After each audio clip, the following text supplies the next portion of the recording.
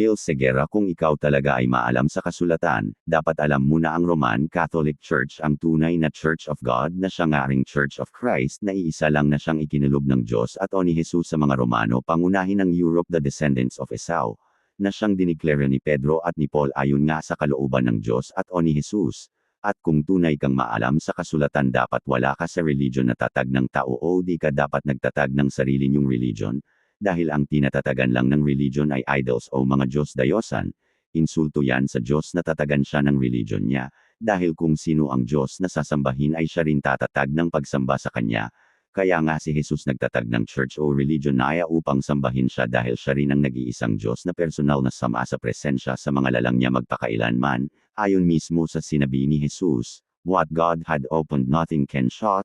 Kaya ibig sabihin yan may existing church, existing ministry, existing leaders and existing doctrine, kaya ano mang wala sa loob ng mga yan ay mga instrumento ni Lucifer sa pagkawatak-watek.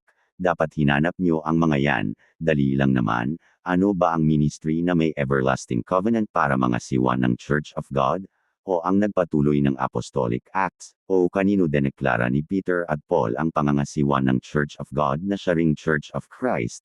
At yan nga ay sa mga Romano pangunahin ng Europa na siyang mga descendants ni Esau, dahil yan ang nakasulat sa Bible at Quran. Ang everlasting covenant para sa tinatag ng Diyos ay sa lahi ni Isaac, kaya kamangmangang sabihin sa Pilipinas o sa USA ang tunay na iglesia ng Diyos o ni Jesus. Ayaw nyo maniwala na ang Roman Catholic Church ang gumawa ng Bible. Wala naman kayong maitukoy kung sino ang gumawa. Tanungin nyo ang mga sarili nyo. Bakit gagawin ba ng mga hentil o mga pagano ang Bible? Natural ang gagawa niyan ay kung kanino ipinasa ng mga apostles at ni Paul ang Apostolic Acts, at mababasa nyo sa Bible na sa mga pari nga sinusubukan lagi na ipasa ng mga apostles, hanggang sa tinanggap ito ng mga pari at hanggang sa dineklara ni Peter at Paul ayon sa kalooban ng Diyos o ni Jesus na ang mga Romano pangunahin ng Europa ang magmi-minister ng Church of God o Christ. Ngayon patungkol sa rebulto, o mga imahe ang katotohanan ang iglesia ni ng mga manalo, ang born again, ang AD, MCGIS, at iba pa ay may mga rebulto o mga imahe. Ngayon kung wala ang mga sektang yan sa loob ng true existing church, natural ang mga rebulto o mga imahe nila ay mga idols, ngunit ang mga imahe ng RCC ay related sa Diyos o Jesus. Saan nyo mababasa sa Bible na binawal ng Diyos o ni Jesus na gumawa ng mga rebulto o mga imahe na di ginagawang idols o Diyos-dayosan? Huwag magpakatanga o stupido. Hindi lahat ng pagluhod ay pagsamba.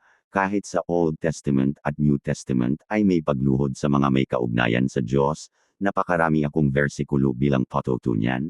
Kahit nga si Jesus ay di kinontra ang mga pagsasalarawan, sa halip ginamit niya pa sa ehemplo niya.